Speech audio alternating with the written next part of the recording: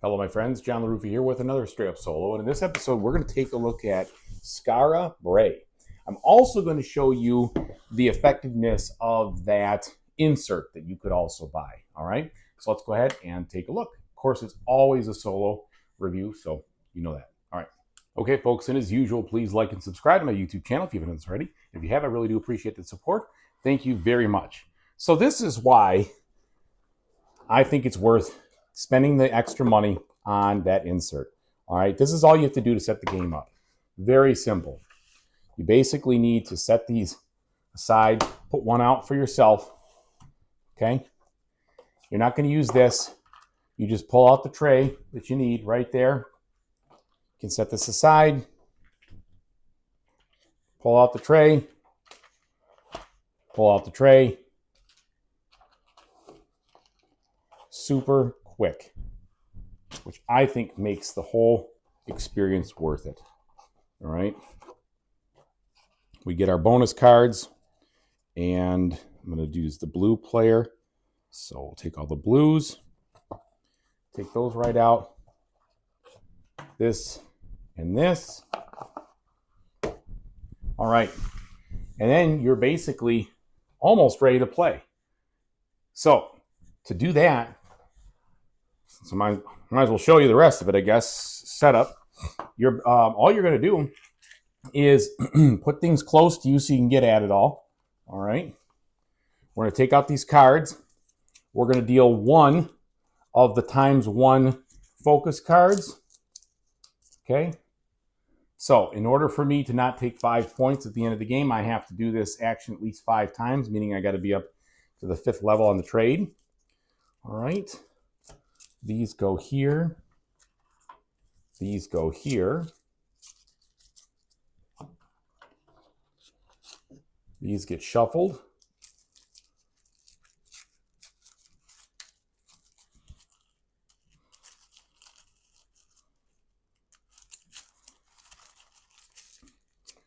We'll put that deck right there. And then you deal 4 of these other cards. 1, 2, 3, 4. And what I got in there wrong from my previous game. Sorry. 4. And what these are is that these are only something you use in the solo game. So if you do not spend these resources to take these bonus actions, you'll lose 2 points at the end of the game. If you don't at least have 5 or more on this track right here, which is the I can't remember what it's really called, the development track or something. You will then end up losing 5 points, okay? And that's it. Now, for the setup for the rest of the game, you're going to choose, you're going to lay these out so that you don't see the 2 on there. That's the developed side. So you're going to lay it out like this. And notice if you do it right, which I didn't, the picture will match, okay? And then the same thing here. So the cook, let's see, the picture ought to match if I do it right. It doesn't really matter, but I'm trying to make it match here. Maybe it's like this. Yeah, there we go. Furnish, cook, craft, clean, trade, and then you take one of these bonus ones randomly. Muster. Okay, and muster is going to be my special action, which costs more. You start with just the big worker. You use this, although you really don't need this in the solo game because we know who you are. So you don't use this, pardon me. You're going to use these 3 workers later. Each round you go through the game, you'll add another worker. You put this over here to start. And then I believe you begin with just a couple of resources. Let's put these over here and here. I mean, really, you can't beat how quick it sets up when you have these this insert. I really like it. It just keeps you from having to put all these things away and dump them all out. Now, of course, you could just have this all in one big thing, and that would be about as fast too. So it's up to you.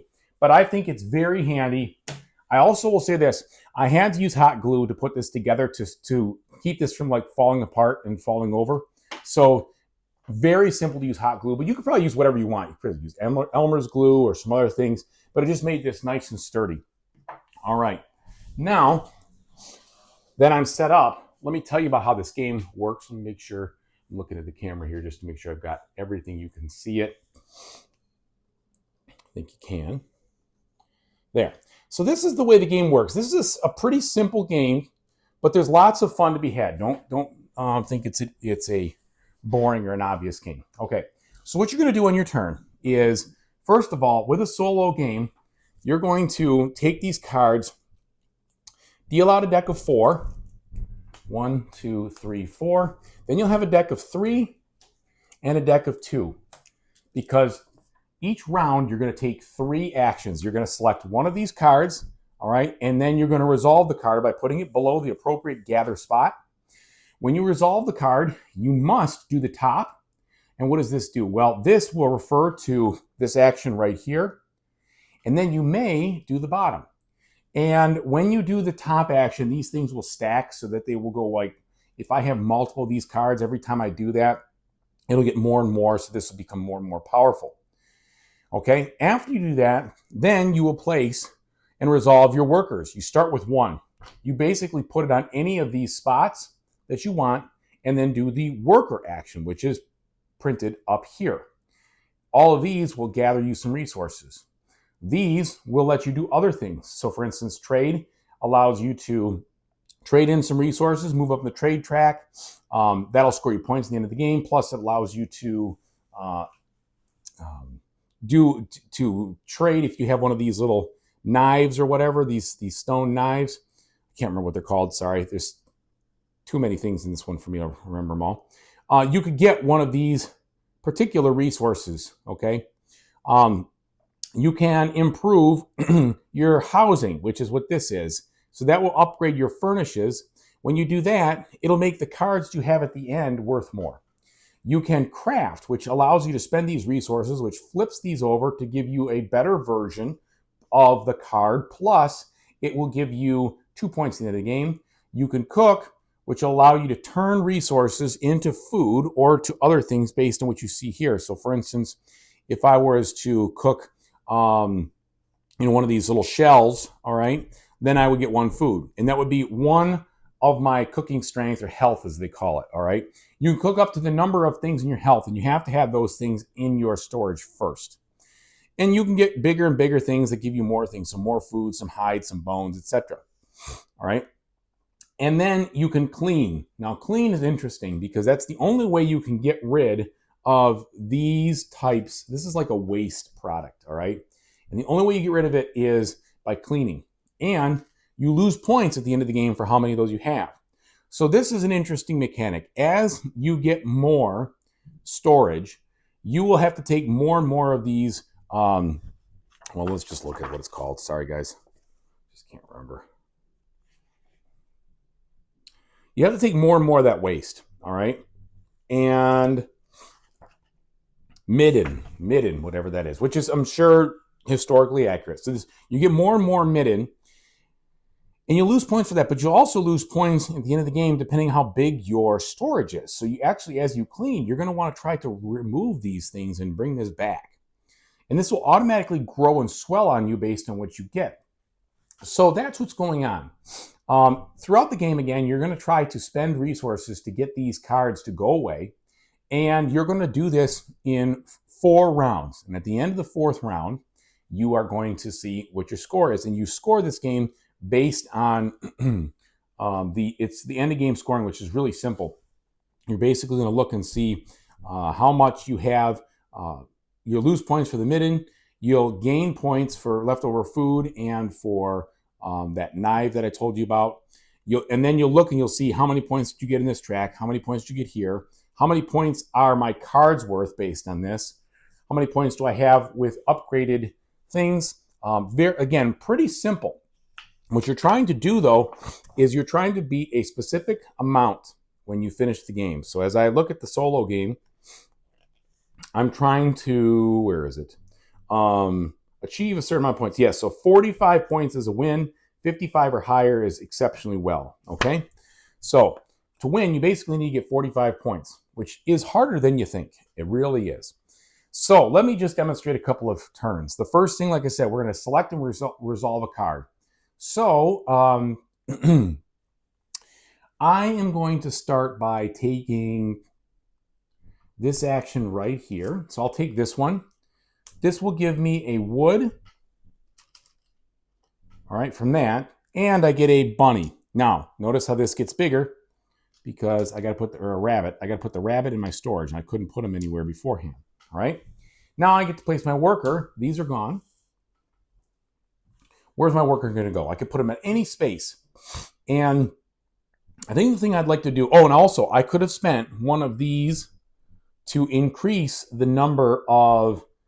So you can spend these little knife tokens to basically get extra ones of these to get a better and stronger action. But I didn't feel like doing that just at the moment. So let's see. I could gather some of these other resources, which might be helpful. Because when in gathering resources, I can try to craft and flip things over. And I think that's what I'm going to do. What I'm going to do is I'm going to go here and I'm going to get a stone. All right. That's the end of the round. I retrieve my worker. I deal out the 3. 1, 2, 3. Okay, that's interesting. So that one will help me to reduce, it'll help me feed my people and reduce the number of points I lose for the midden, which is good. And so that's actually a pretty good thing. Let's see, I think I'm going to take that. So when I take this one, I set it aside. It will count as one of, it'll actually, it allows me to cook more. And then it lets me reduce the amount of penalty for the midden that I produce at the end of the round. So that's good too. It's not points, it's how much I produce. It is worth 2 points. And when I take it right away, I do get one of these fur. So notice I'm kind of filling up pretty quick here. All right, so let's take these, discard them, put this guy someplace. So what could I do? Well, I could upgrade this trade, which isn't a bad thing. So I'm going to go to the craft action. I'm going to spend the stone and the fur to craft, which means I flip this one over to its upgraded side. So notice what it looks like now, right? It says I can trade any resource I want. The number depends on what it shows over here. So I'd have to trade 2 of something. When I do that, I move this up 1. And then if I have the knife, I can spend it. And then that knife would allow me to get whatever's below it. Okay? So now the thing is, I can do the same exact thing. It's worth 2 points, but I don't have to spend a knife. I can spend anything to get what's below it. So that's a lot easier. That's good. Okay, that round's done. Or turn's done, I should say. And then I'm going to take my final turn. All right, so this will help me to not have to pay food for this guy, which is good. All right. And since I don't have any food, I might want to do that. This will give me some more opportunity to make food. This is worth 2 points at the end of the game. So this is like a permanent thing. It's going to pay over and over. But this isn't bad either. It's a tough choice. I think I'm going to pass on this. I'm going to go with this. Now, instead of doing just the one, because normally it'd just be one of those things, I'm going to actually spend this knife to get 2 of these. Why am I doing that? Well, because I need to get some of these for that action. So I'm going to get 2 of these and another rabbit. All right. And then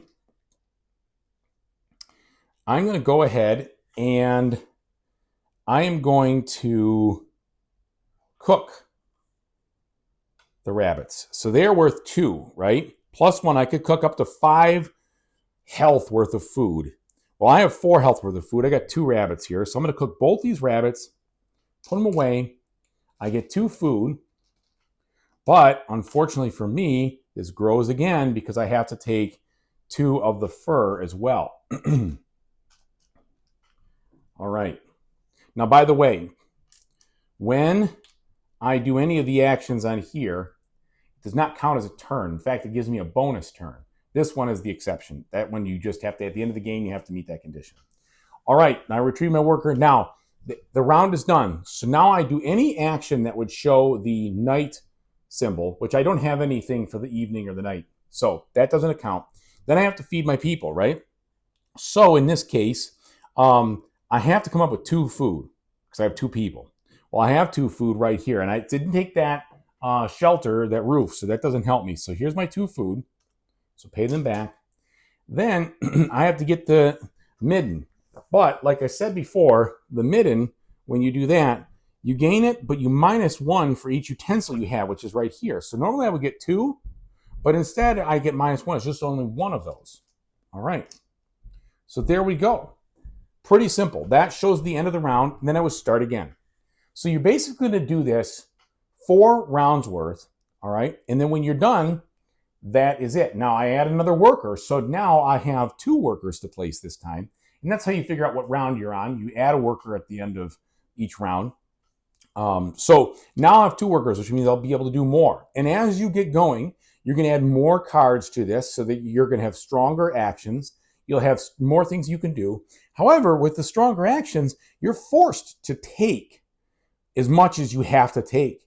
So what that means is that this is going to be somewhat bloated unless you find ways to spend this stuff down. And so one of the key things about this game, which is different than every other game that I've played, is that having an abundance of stuff is good in the beginning, but if you don't work it down, you're going to lose a lot of points at the end. And so you kind of have to swell a little bit, but keep it under control and then back it off by using the cleaning action over and over. So very interesting way to handle things. So anyway, there's also, just so you know, there's, like you saw, there's a bunch of these bonus ones. So you have a whole different set that could come up at any time that you might use, that all of them required you to spend at least 2 food or 2 bone to do the action to play there, okay? And then, oh, you know what? I didn't realize this, but this one is in play. I actually have the ability now to cook up to 6 food because this muster action gives me a +1. So instead of 1 to 4, it's actually 1 to 6. So anyway, let me tell you what I think about it. So Skara Brae is a compact game that gives you tons of options. And it's an interesting game, I should say. Well, let me put it this way. There are lots of things that you can do with the goods you make and how you get them and what they do for you, etc. The amount and the type of actions you take are not too many. So I have to back up the tons of options. It's not really true.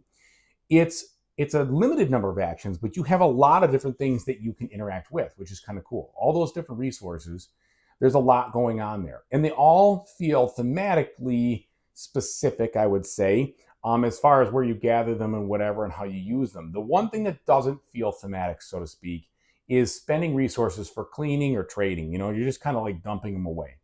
But the rest of it just seems like it makes sense. It's, you know, that these kinds of people are giving you these kinds of things from this type of landscape, and you're going to use them to do certain things. I'm going to use the, you know, the stone and this to craft this. I'm going to use stone and that to put this together. So I'm fine with that. I know that they did a decent amount of research into trying to figure out, you know, how this, the theme could come through with this, which I think is good.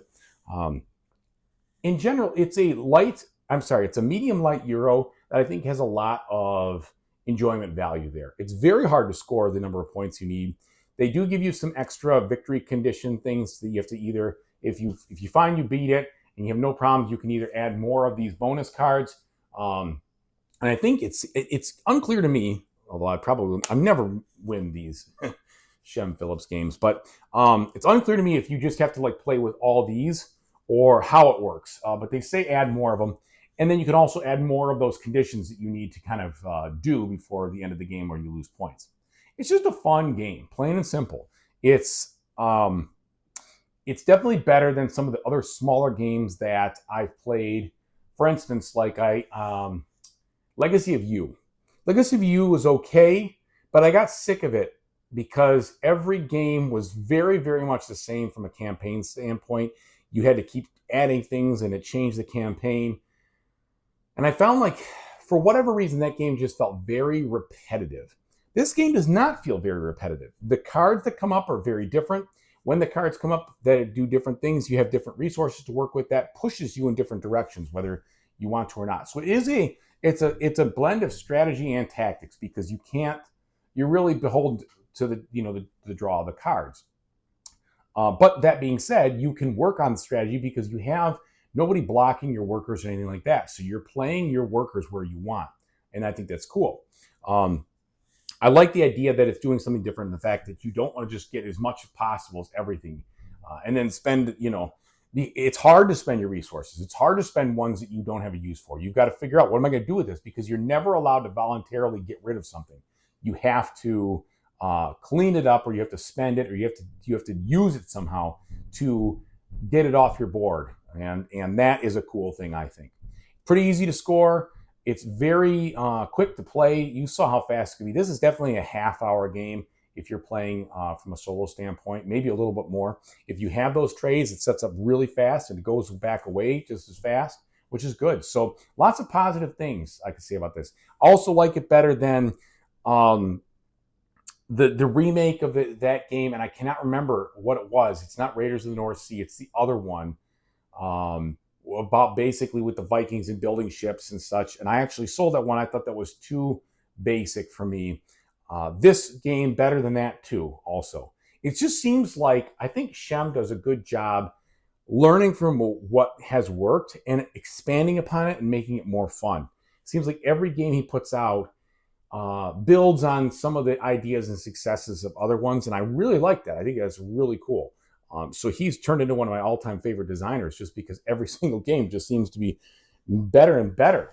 Not to say this is his best game by any means, but it is definitely good for what you do, for how long it takes, for the compactness, everything. I really like it. So I highly recommend it if you liked, this type of, turn this into that, but also how do I get rid of this kind of stuff? How do I get the right resources to get rid of those cards that are going to give me problems? What's the order of operation that I should do it to optimize my turn so that I have everything I can do? Just, there is some good crunch and meat here on the bone, so to speak, to think about.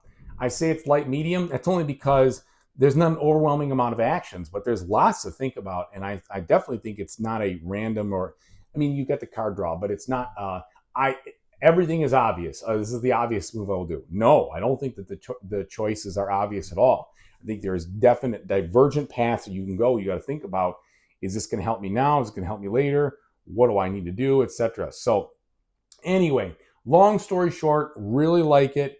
I think you would too if you like what you saw here. You basically saw a quarter of the game. The scoring, like I said, is very easy too. So thanks so much for watching. I really appreciate it. Whatever you do in the future, I really do hope you have a fantastic time doing it. Take it easy.